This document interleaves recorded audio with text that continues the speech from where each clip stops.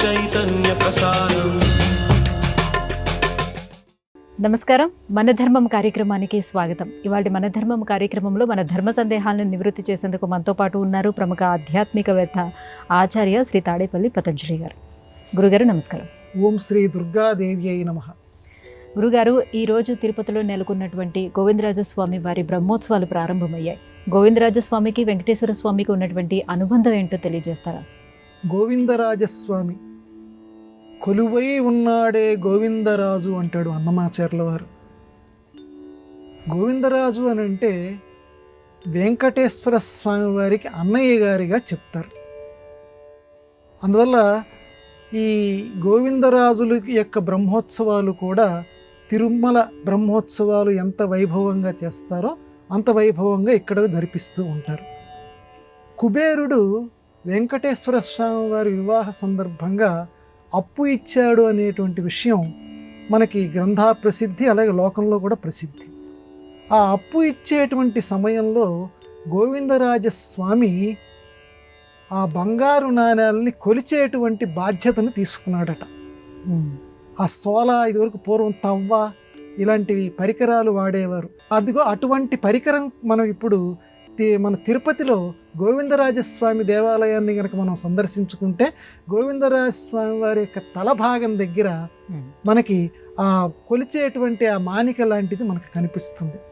అంటే కుబేరుడు అప్పు ఇచ్చేటువంటి సమయంలో మా తమ్ముడికి అప్పిస్తున్నావు కదా, నువ్వు ఎంత అప్పు ఇచ్చావు అని చెప్పి లెక్క పెట్టేట ఈయన అన్నగారి దగ్గర ఉండి. ఆ రకంగా గోవిందరాజుల యొక్క పాత్రని చెప్తారు. వెంకటేశ్వర స్వామి వారి యొక్క అన్నగారిగా ఈయన సుప్రసిద్ధుడు. అలాగే కుమ్మరము చెలువమ్ము జలిపించనే గోవిందరాజు. ఈ గోవిందరాజు పేరులోనే ఉంది చూడండి. మామూలుగా వెంకటేశ్వరుడు, ఆయనకేమో ఈశ్వరుడు, ఈయన గోవిందరాజు. రాజు అనే పదానికి అధికారి అనేటువంటి అర్థమే కాకుండా రాజు అనే పదానికి చంద్రుడు అని ఒక అర్థం ఉంది. అందువల్ల ఆయనేమో ఈశ్వరత్వం, ప్రభుత్వం కలిగినటువంటి వాడు అన్నిటి మీద తమ్ములవారు, అన్నగారేమో చల్లదనాన్ని కురిపించేటువంటి వాడు. అట్లాగే ఎక్కేటప్పుడు గోవిందుడు, దిగేటప్పుడు వెంకటేశ్వరుడు అని చెప్పి ఒక నానుడి కూడా తెలుగునాట ప్రసిద్ధి.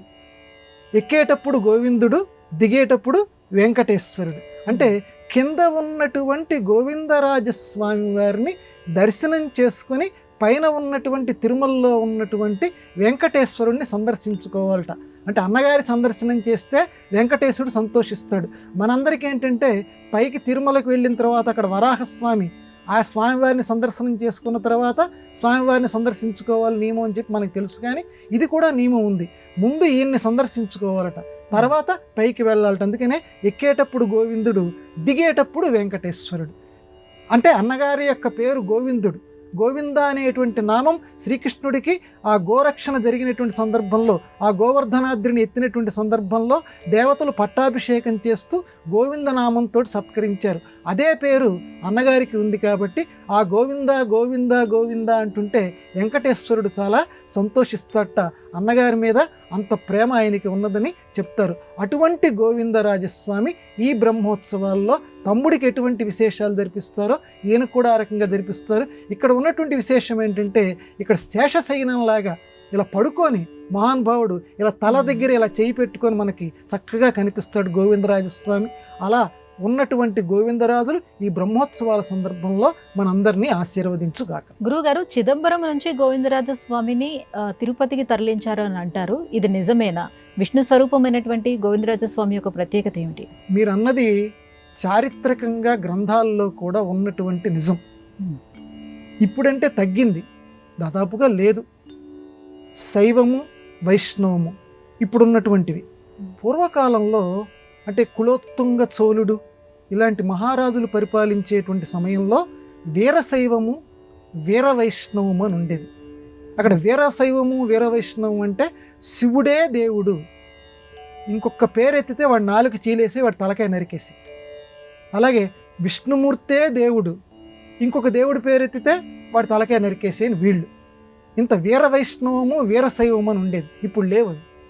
అటువంటి కాలంలో చిదంబరంలో అప్పుడు కులోత్తుంగ చోళుడు అనేటువంటి రాజుగారి పరిపాలన చేసేవాడు. ఆయన వీరశైవుడు, అంటే శివుడే దేవుడు, ఇంకొక దేవుడిని ఆయన ఆమోదించేవాడు కాదు. అప్పుడు చిదంబరంలో ఈ గోవిందరాజస్వామి విగ్రహం ఉండేది.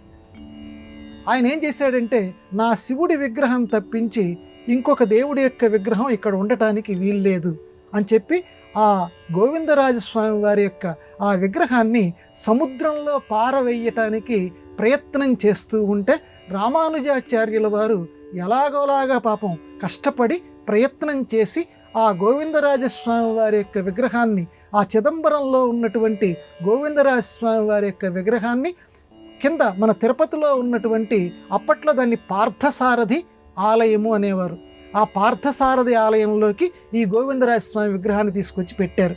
అక్కడ విగ్రహ ప్రతిష్ఠ చేశారు. ఈరోజు మనం చూస్తున్నటువంటి గోవిందరాజస్వామి రామానుజాచార్యుల వారు చిదంబరం నుంచి తీసుకొని వచ్చినటువంటి గోవిందరాజస్వామిగా చెప్తారు. అయితే ఆ తర్వాత విజయనగర రాజుల యొక్క పరిపాలనా కాలంలో వాళ్ళు సర్వమత దృష్టి కలిగినటువంటి వారు, సమదృష్టి. అందువల్ల శైవమన్నా వైష్ణవమన్నా అంతటా ఉన్నది ఒకటే దేవుడు అని నమ్మినటువంటి వారు కనుక వాళ్ళు చిదంబరంలో గోవిందరాజస్వామి విగ్రహాన్ని పెట్టారు. ఇప్పుడు మనం చిదంబరంలో చూస్తోంది విజయనగర రాజులు పెట్టినటువంటి గోవిందరాజస్వామి విగ్రహం. అక్కడి గోవిందరాజస్వామికి ఇక్కడి గోవిందరాజస్వామి విగ్రహానికి ఉన్నటువంటి తేడా ఏంటంటే, ఆయనేమో నిలబడి ఉంటాడు చిదంబరంలో గోవిందరాజస్వామి, ఆ దర్శనం చేసుకోవచ్చు మనం. ఇక్కడ చూస్తేనేమో ఈయన పడుకొని ఉంటాడు. ఆ రెండింటి విగ్రహాల మధ్య ఉన్నటువంటి తేడా. మొత్తానికి ఎవరైనా ఒకరే, కానీ గోవిందరాజస్వామి వారి విగ్రహానికి మాత్రం చరిత్రలో ఆ రకమైనటువంటి సంఘటన జరిగింది. ఇది చరిత్ర లిఖితం. గురుగారు, విశ్వనాథ సత్యనారాయణ గారి రామాయణ కల్పవృక్షంలో సీతను అంటే సర్పముగా, రాముడిని పడగగా ఇలా అన్వయించడంలో ఆంతర్యం ఏంటి? పడతి సీత పడగ శ్రీరాముండు, ఆ మహానుభావుడు రాశాడు ఒక పద్యం. పడతి సీత పాము పడగ. పడతి సీత అంటే చక్కని అందగత్తె అయినటువంటి సీతమ్మ పాము పడగా.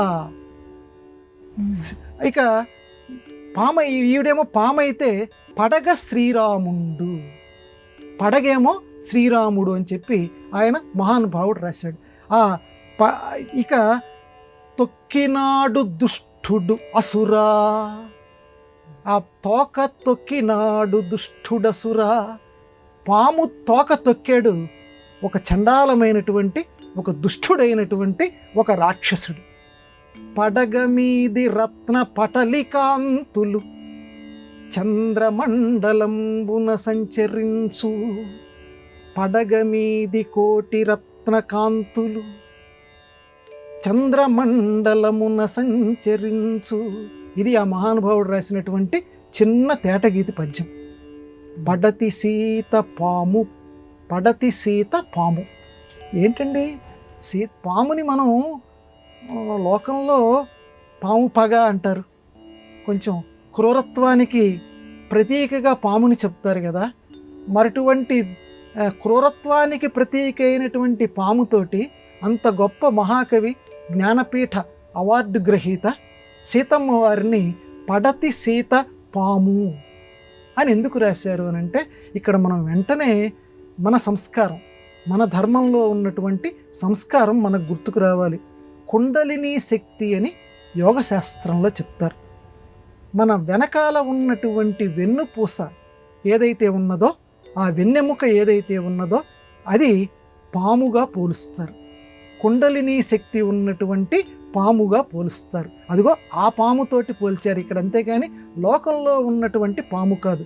ఆవిడ కుండలిని శక్తి అంటే జీవుడనేటువంటి వాడు, పతంజలి యోగ సూత్రాల్లో రాస్తారు, జీవుడనేటువంటి వాడు ప్రతిరోజు కూడా యోగాభ్యాసం చేస్తూ ఈ పాము పడగ కిందకి పెట్టేసి తోక పైకి పెట్టి ఉంటుందట శరీరంలో, ఈ కుండలిని శక్తి. దీన్ని నెమ్మదిగా యోగాభ్యాసం చేస్తూ పైకి గనక తీసుకొని వస్తే రోజు, ఇక్కడ దీన్ని సహస్రారము అంటారు. అమ్మ ఈ మాడు అంటారు చూడండి, ఈ మాడు దగ్గరికి గనక తీసుకొని వస్తే ప్రతిరోజు యోగాభ్యాసం చేసి చనిపోయేటువంటి సమయంలో ప్రాణం అనేటువంటిది ఈ సహస్రారం కుండా వెళ్ళిపోవాలి. అలా వెళ్ళిపోతే జన్మ మళ్ళీ రాకుండా ఉంటుంది. అందుకనే ఇప్పటికి కూడా మాడు పగులుద్ది అని చెప్పి మన తెలుగులో సరదాగా అంటుంటారు. అందుకే మన తెలుగువాడి పాదాలకి నమస్కారం అని నేను తడాతోడకి చెప్తుంటా. ఇంత గొప్ప విషయం ఈ కుండలిని శక్తి, ఈ సహస్రారము, ఇవన్నీ చెప్తే ఎవడర్థం చేసుకుంటాడని మన ధర్మంలో తెలుగు భాషలో ఎంత సులభంగా మాడు పగులుద్దిరా అన్నాడు. మాడు పగులుద్దంటే అర్థం ఏంటన్నమాట, జీవితంలో కావాల్సింది మాడు పగలటమే.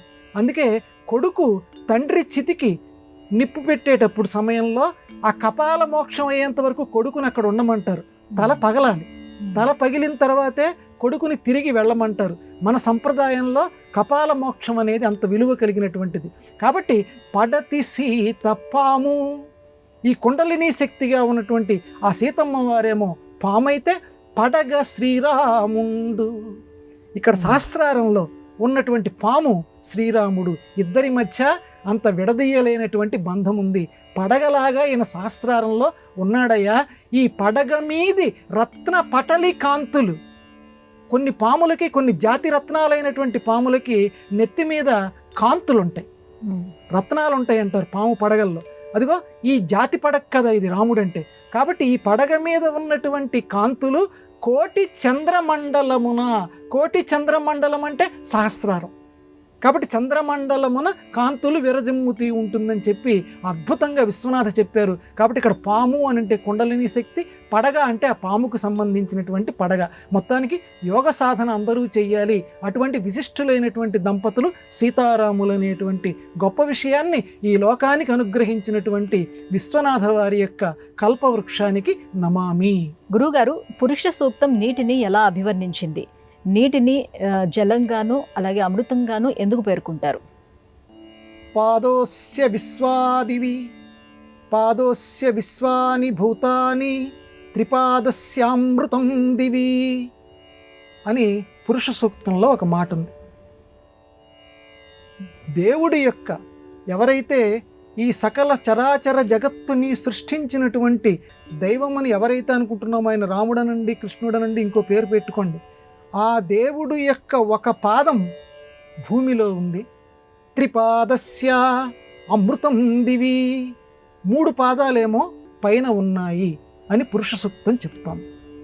ఈ పాదాలు ఏమిటి? 3 పాదాలు పైన ఉండటం ఏమిటి? ఒక పాదం కింద ఉండటం ఏమిటి? ఈ పురుష సూక్తానికి విశ్లేషణ చేశారు. దివి అంటే పైన, 3 పాదాల్లో అమృతం ఉన్నది అంటే అంటే ఏదైనా ఒక అంకెని తీసుకుంటే 1/4, 1/4, 1/4, 1/4 వేస్తాం కదా. అందులో 3 పాదాలు 3/4, అది ఆకాశంలో ఉందట. అమృతం ఉందయ్యా పైన, కింద నీరు ఉంది. ఎన్ని పాళ్ళు ఉంది అమృతం? పైనేమో 3 పాళ్ళు ఉంది, కింద 1 పాదం ఉంది, అంటే 1 పాలు మాత్రమే ఉంది. అందుకే అమృతం అంటే అది వేరే ఏదే కాదమ్మా, నీళ్ళే అమృతం. నీరే జీవనం అని చెప్పి మన తెలుగులో అనుకుంటాం చూడండి, నీళ్ళే అమృతం. అందులో 3 పాళ్ళేమో పైన ఉండబట్టి దాన్ని అమృతము అన్నారు, కింద మాత్రం ఇది మర్త్యలోకంలోకి ప్రవేశించింది కాబట్టి నీరు, ఇది మాత్రం మృతం లక్షణాలు కలిగినటువంటిది, భూమిలో కలిసి ఉంది కాబట్టి ఈ మర్త్య లక్షణాలు ఈ నీటికి సంప్రాప్తింపచేసే. ఉన్నంతకాలం, జీవుడు ఉన్నంతకాలం అమృతంలాగా జీవుణ్ణి బతికిస్తుంది. నీరే బతుక అందరికి కూడా, కానీ పైన ఉన్నటువంటి నీరులాగా ఈ జీవుణ్ణి అది పూర్తిగా ప్రాణాన్ని నిలపదు. కింద ఉన్నటువంటి నీరు, పైన ఉన్న నీరుకి కింద ఉన్న నీరుకి తేడా ఏంటంటే, పైన ఉన్న నీరేమో అమృతం అంటారు, 3 పాదాలు ఉంది, 3 పాళ్ళు ఉన్నాయి. కింద ఉన్నదేమో 1/4 ఉన్నది కాబట్టి ఈ కిందది మాత్రం పాదోస్య విశ్వాని భూతాని, ఈ లోకంలో ఉన్నటువంటి భూతాలన్నింటిగా మారింది, అలాగే భూతాలన్నింటికీ కూడా ఉపయోగకరంగా ఉన్నది అనేటువంటి ఒక అద్భుతమైనటువంటి చారిత్రక సాక్ష్యాన్ని, పౌరాణిక సాక్ష్యాన్ని పురుష సూక్తం మనకు అందచేసింది. ఆ ద్రష్ట అయినటువంటి ఆ మహర్షికి నమోవాకాలు. గురుగారు, పాండవులు అరణ్యవాసం చేస్తున్న సందర్భంలో అర్జునుడు నియమాన్ని ఉల్లంఘించి దేవలోకానికి వెళ్ళటం ఎంతవరకు సమర్థనీయం? దుర్యోధనుడు తన తరపున శకునిని జూదమాడిస్తూ ఒక నియమం పెట్టాడు చెట్టు చివర. ఇందులో గనక ఓడిపోయినటువంటి వాళ్ళు 12 ఏళ్ళు అరణ్యవాసం, 1 ఏడు అజ్ఞాతవాసం చెయ్యాలి అని చెప్పి. సరే, దైవవశాత్తు పాండవులు ఓడిపోయారు. అరణ్యవాసము అనేటువంటి పదానికి అర్థం ఏమిటంటే అరణ్యములో ఉండుట, అంతే కదమ్మా దాని అర్థం అరణ్యవాసము అని అంటే. పాండవుల మాటకి కట్టుబడి ఉన్నారు కాబట్టి అరణ్యవాసం చేయటానికి బయలుదేరారు అందరూ. వాళ్ళ వెంట ద్రౌపది కూడా వచ్చింది. వస్తున్నటువంటి కుంతీదేవిని కూడా ఆపారు. అమ్మ నువ్వు రావద్దన్నారు. విదురుడి దగ్గర కుంతీదేవిని అట్టేబెట్టారు. వీళ్ళందరూ కూడా అరణ్యవాసానికి వచ్చారు. ఇప్పుడు మన ప్రశ్న ఏంటంటే, అరణ్యానికి వచ్చినటువంటి అర్జునుడు 5 సంవత్సరాలు అరణ్యంలో ఉండకుండా ఇంద్రసభలో గడిపాడు, ఇంద్రుడి దగ్గర గడిపాడు. ఇప్పుడు పాండవులు అరణ్యవాసం చేస్తాము అనేటువంటి నియమాన్ని అందరూ పాటించారా లేదా అంటే, బాహ్యంగా మనకేమని కనపడుతోందంటే పాండవులు అందరూ పాటించారు, కానీ అందులో ఉన్నటువంటి అర్జునుడు మాత్రం పాటించలేదేమో అని వెంటనే ఒక సందేహం అందరికీ వస్తుంది. ధర్మం వేరు, ధర్మ సూక్ష్మం వేరు. మహాభారతం చదివేటప్పుడు, ఎందుకంటే అది పంచమ వేదం, 5వ వేదంగా చెప్తారు కాబట్టి చాలా జాగ్రత్తగా అందులో ఉన్నటువంటి ధర్మ సూక్ష్మాన్ని మనం పరిశీలించాలి. వీళ్ళు అరణ్యవాసం చేస్తున్నటువంటి సమయంలో వేదవ్యాసుడు వస్తాడు వీళ్ళ దగ్గరికి, పాండవుల దగ్గరికి. వచ్చిన తర్వాత ఒక మాట చెప్తాడు. అతిథి సత్కారాలు అవన్నీ పొందిన తర్వాత రాబోయేటువంటి కురుక్షేత్ర యుద్ధంలో అర్జునుడికి ఇప్పుడు ఉన్నటువంటి అస్త్రాలు సరిపోవు, ఇంకా శివుడి యొక్క అనుగ్రహం చేత పాశుపతాస్త్రము, ఇంద్రుడి యొక్క అనుగ్రహం చేత మరికొన్ని దివ్యాస్త్రాలు, వీటన్నింటినీ సంపాదించవలసినటువంటి అవసరం ఉన్నది. కాబట్టి అర్జున, నువ్వు తపస్సు చేసి వీటన్నింటినీ నువ్వు సాధించు, స్వర్గలోకానికి వెళ్ళి వీటిని సాధించు అని వేదవ్యాసుడు మొదలైనటువంటి మహర్షుల యొక్క ప్రేరణ చేత అర్జునుడు అరణ్యవాసం చేసేటువంటి వాడే, వాళ్ళ ప్రేరణ చేత ఇంద్రలోకానికి వెళతాడు. భూలోకంలోనేమో తపస్సు చేస్తాడు. చేసిన తర్వాత ఏమో ఆ శివుడి యొక్క కరుణ చేత కిరాతుడి వేషం మనకు తెలుసు. ఆ కిరాతుడితో అయినటువంటి శివుడితోటి యుద్ధం చేసి కిరాతుడైనటువంటి శివుని ద్వారా ఆయన యొక్క అనుగ్రహాన్ని పొంది పాశుపతాస్త్రాన్ని పొందుతాడు. తర్వాత స్వర్గలోకానికి వెళతాడు. అక్కడ ఇంద్రుడి యొక్క సలహాతోటి 5 సంవత్సరాలు అక్కడ ఉండి నృత్యంలో శిక్షణ పొందుతాడు. మనకి వెంటనే సందేహం వస్తుంది, నృత్యంలో 5 సంవత్సరాలు శిక్షణ పొందటం ఏమిటి అని. ఇందులో ప్రతిదీ కూడా భావి కథార్థ సూచనం, అంటే రాబోయేటువంటి కథకి సూచకం. అంటే రాబోయే కథలో అజ్ఞాతవాసం చెయ్యాలి. అజ్ఞాతవాసం అప్పుడు పాండవులు బయటపడకుండా ఉండాలి. పాండవుల్ని బయటపడకుండా ఒక్కొక్కరు ఒక్కొక్క నైపుణ్యాన్ని సాధించాలి. అర్జునుడు సాధించవలసింది నృత్యం సాధించాలి, అది దైవ లిఖితం. అందువల్ల అర్జునుడు నృత్యం నేర్చుకోవటానికి స్వర్గలోకానికి వెళతాడు 5 సంవత్సరాలు. సరే, అక్కడ జరిగినటువంటి కథ మనందరికీ తెలుసు. ఊర్వశి అర్జునుడిని ఇష్టపడుతుంది కాబట్టి అర్జునుడు అప్పుడు ఊర్వశితోటి చెప్తాడు, నువ్వు మాకు తల్లి లాంటి దానివి, ఎందుకంటే ఇంద్రుడికి ఇష్టమైనటువంటి అప్సరసవి కాబట్టి ఇంద్రుడు నాకు తండ్రి కనుక నువ్వు నాకు తల్లి లాంటి దానివి, కాబట్టి నన్ను నువ్వు కామించటం తగదమ్మా అని అక్కడ ఉండి కూడా ఒక ధర్మ ప్రవచనాన్ని అంత ఎత్తైనటువంటి స్వర్గంలో ఉండి కూడా అర్జునుడు మనకి చేస్తాడు. సరే, ఊర్వశి ఎంత వంకరగా ఇతని మనస్సు మార్చాలని చెప్పి, మీలాగా మాకేమి బంధుత్వాలు ఉండవు అని చెప్పినా కూడా ధర్మ దృష్టి లోకానికి బోధించటానికి తల్లిగానే ఆవిడ్ని సంభావిస్తాడు. సరే, అక్కడ 5 సంవత్సరాలు నృత్యం చేసుకుంటాడు, శాపం పొందుతాడు, అది మనందరికీ తెలుసు. అది అజ్ఞాతవాసంలో వరం అవుతుందని ఇంద్రుడు దాన్ని మారుస్తాడు. మళ్ళీ అరణ్యవాసంలో ఉన్నటువంటి అన్నదమ్ముల్ని కలుసుకుంటాడు అర్జునుడు.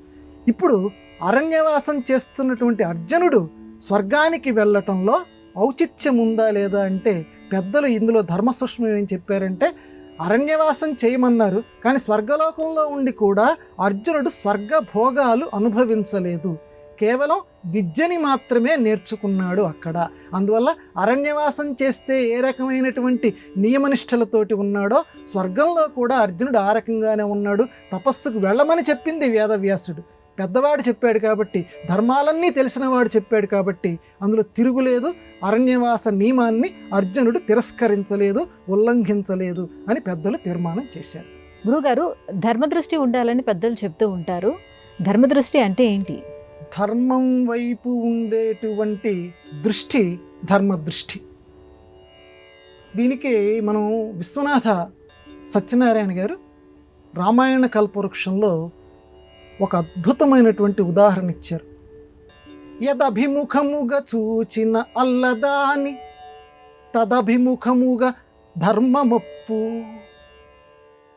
యదభిముఖముగా చూచిన, ఏ రకంగా గనక నువ్వు ధర్మం గనక లోకంలో ప్రసిద్ధమై ఉన్నదో, పెద్దవాళ్ళు ఏ రకంగా చెప్పారో వాళ్ళ దృష్టితోటే మనం ఆ ధర్మాన్ని చూడాలి.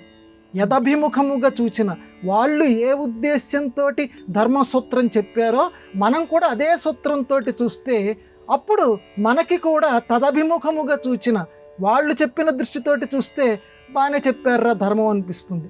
లేదు, అపముఖముగా చూచిన, వాళ్ళు చెప్పిన దృష్టితోటి ధర్మాన్ని గనక చూడకుండా వేరే రకంగా గనక ధర్మాన్ని గనక చూస్తే అప్పుడు ఏమవుతుందంటే ఇదే ధర్మానికి విఘ్నం కలిగించినట్టుగా ఇది అధర్మంగా మనకి కనపడుతుంది. ఇది పాదూఖండం అని చెప్పి విశ్వనాథ వారి రామాయణ కల్పవృక్షంలో ఆ మహానుభావుడు చెప్పినటువంటి మాట. దీన్ని మనం ఒక ఉదాహరణతోటి సమన్వయం చేసుకుంటే లోకంలో ఇప్పటికీ కూడా ఇది మనకి శిరోధార్యం. ఒక ధర్మం ఉంది. ధర్మం ఎప్పుడూ కూడా తన వైపు నుంచి ప్రారంభం కావాలి. అంటే తన వైపు నుంచి అంటే ఇప్పుడు తల్లిదండ్రుల్ని సేవించండి అని ఒక ధర్మం లోకంలో. మరి తండ్రి గారు వ్యసనపరుడు, శుభ్రంగా వ్యసన ఆసక్తుడే ఇంటికి వచ్చి అందరినీ కొడుతూ ఉంటాడు, ఇల్లంతా నాశనం చేస్తూ ఉంటాడు. ధర్మం ఏమని చెప్తోంది? తల్లిదండ్రుల్ని సేవించండి, వాళ్ళని పూజ్యభావంతో చూడండి, ఏనాడు కూడా నిందించకండి, వాళ్ళే మొట్టమొదటి దైవాలు అని చెప్తోంది. ఇప్పుడు యదభిముఖముగా చూచిన, ఇప్పుడు మనం ధర్మం పాటించాలా వద్దా అంటే వాళ్ళ వైపు నుంచి ఆలోచించు. మన పురాణ ప్రాచీన విజ్ఞాన మహర్షులు ఏం చెప్పారో దాన్ని పాటించు.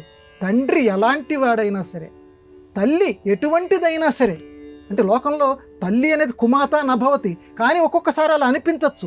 ఎటువంటిదైనా సరే పెద్దవాళ్ళు చెప్పారు, వాళ్ళు పూజ్యులైనటువంటి దేవతలు కాబట్టి వాళ్ళని పూజించవలసిందే. వాళ్ళల్లో తప్పుని కుమారుడు ఏనాడు కూడా ఎత్తి చూపించకూడదు. తదభిముఖంగా చూడాలి. పెద్దవాళ్ళు ఏం చెప్పారో వాళ్ళ ముఖం నుంచి చూడాలి. వాళ్ళ వైపు నుంచి చూస్తే మనకు దోషం కనిపించదు. ప్రస్తుతం ఉన్నటువంటి లౌకిక దృష్టితో గనక ఆలోచిస్తే ఇంత వ్యసనపరుడు ఇటువంటి తండ్రిని నేను గౌరవించటం ఏమిటని చూస్తే మనకి ధర్మ సంఘాత ముప్పు, ధర్మం మనకి చాలా విపరీతంగా కనపడి ఆయనకి పూజ చేయటం అనవసరం అని మనకి అనిపిస్తుంది. కాబట్టి లోకంలో ఎక్కడెక్కడ ఏ ధర్మ గ్రంథాల్లో అయినా సరే, పురాణ గ్రంథాల్లో అయినా సరే ఇలాంటి ధర్మ సంకట పరిస్థితులు వస్తే వాళ్ళు ఏ రకంగా చెప్పారు? నా స్త్రీ స్వతంత్రం అర్హతి, మనుస్మృతి. స్త్రీకి స్వతంత్రము లేదు. ఏమయ్యా ఈ కాలంలో ఎదల పనికొస్తుంది అది? ఒక్కసారి యదభిముఖముగా చూచిన చెప్పినటువంటి కాలం మనుస్మృతి ఏ కాలం? మనువు ఏ కాలం వాడు? ఏ కాలంలో ఉన్నటువంటి స్త్రీలను ఉద్దేశించి చెప్పాడు? అసలు అలా ఎందుకు చెప్పాడు? ఆయన చెప్పిన దృష్టితోటి చూడు ఇదే వాక్యాన్ని, ఈ ధర్మవాక్యాన్ని చూస్తే అందులో నీకు సామంజస్యం కనపడుతుంది. ఇప్పటి దృష్టితో చూస్తే ఆ వాక్యం అధర్మ వాక్యంగా కనపడుతుంది. ఇలా బోలెడు చెప్పుకోవచ్చు. కాబట్టి దృష్టి ఎప్పుడూ కూడా వాళ్ళు చెప్పిన దృష్టి, మహర్షుల దృష్టి మనకి ఉండాలి. ఇది ధర్మ దృష్టి ప్రతి వాళ్ళు అలవర్చుకోవాల్సింది. గురుగారు, ఇవాల్టి మన ధర్మం కార్యక్రమంలో మాకు వచ్చినటువంటి ధర్మ సందేహాలన్నీ కూడా నివృత్తి చేసినందుకు ధన్యవాదాలండి. నమస్కారం అమ్మా. ఇది ఇవాల్టి మన ధర్మం కార్యక్రమం. రేపు మన ధర్మం కార్యక్రమంలో మళ్ళీ కలుసుకుందాం. నమస్కారం. ఈ కార్యక్రమాన్ని తిరిగి చూడాలనుకుంటే www.youtube.com/ETV Life Spiritual లో చూడవచ్చు.